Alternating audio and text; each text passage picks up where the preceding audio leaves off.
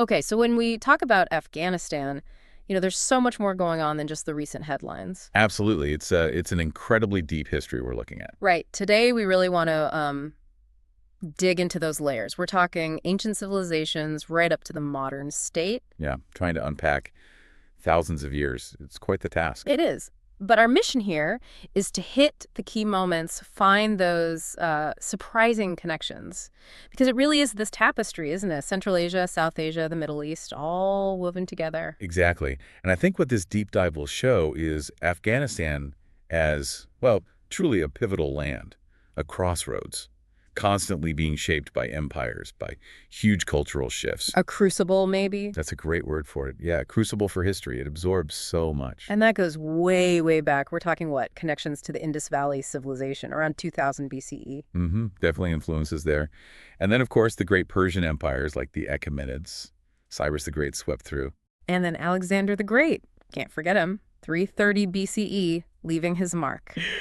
He founded cities, right? Like Alexandria Arachosia. Which is modern Kandahar, yeah.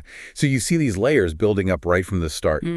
How much of that initial impact, from all these different groups actually stuck around? That's the question, isn't it? Did it endure? Oh, it absolutely did. Sometimes in ways you wouldn't expect. Think about the Buddhas of Bamiyan. Yes. Tragically gone now, but historically immense. Immense. And they weren't just Buddhist statues, they were a fusion.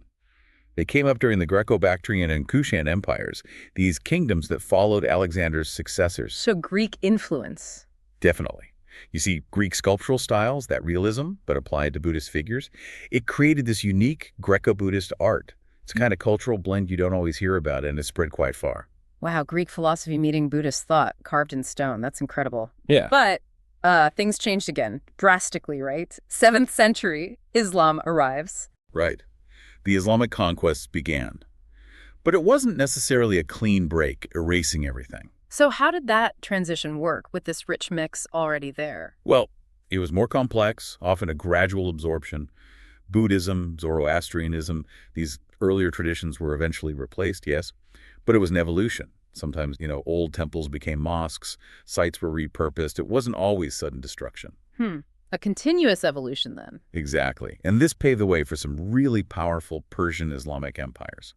Think of the Ghaznavids, the Ghurids, around the 10th to 12th centuries. And they were significant. Hugely. They didn't just consolidate Islamic rule in the area.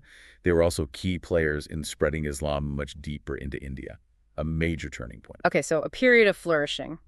But history, well, it's never that simple, is it? There was a major interruption coming. Yes. The Mongols, Genghis Khan, 13th century. Devastating doesn't really cover it. Widespread destruction. A true catastrophe. But remarkably, culture found a way back. It did. Almost miraculously, you could say. You get the Timurid dynasty later, 14th, 15th centuries, and under them, Herat, for example, became this incredible center. Like a renaissance. Very much like a Renaissance hub, yeah. Art, poetry, but also astronomy, amazing miniature painting. This Timurid revival, its influence spread across Asia for centuries. It also gets overshadowed by the Mongol destruction, but it's so important for understanding Afghan identity. That's a crucial point. Okay, so let's jump forward a bit. We have this artistic, intellectual flourishing, then the politics shift again.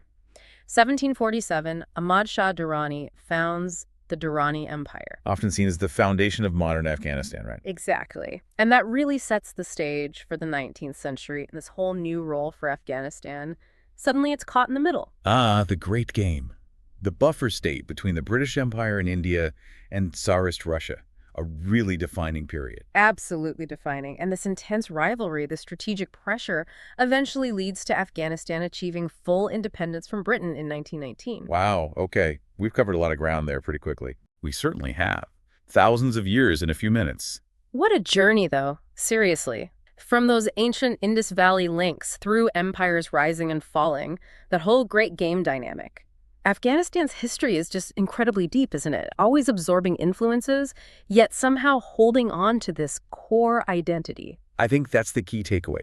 Understanding this layered past, how it took in Greek, Buddhist, Indian, Islamic traditions, how it rebuilt after invasions, it's crucial. It helps you appreciate Afghanistan's unique resilience, its importance on the world stage. It's not just one event after another, it's this continuous story of adaptation. So for you listening, here's something to think about. Given this history, this crossroads of civilizations and conflict, what does Afghanistan's past tell us about how geography and empire really shaped cultural identity over the long haul? That's a good one. And maybe even more deeply, what can we learn from Afghanistan about, well, the human ability to adapt, to preserve culture across millennia, even when facing constant outside forces? Something to chew on until our next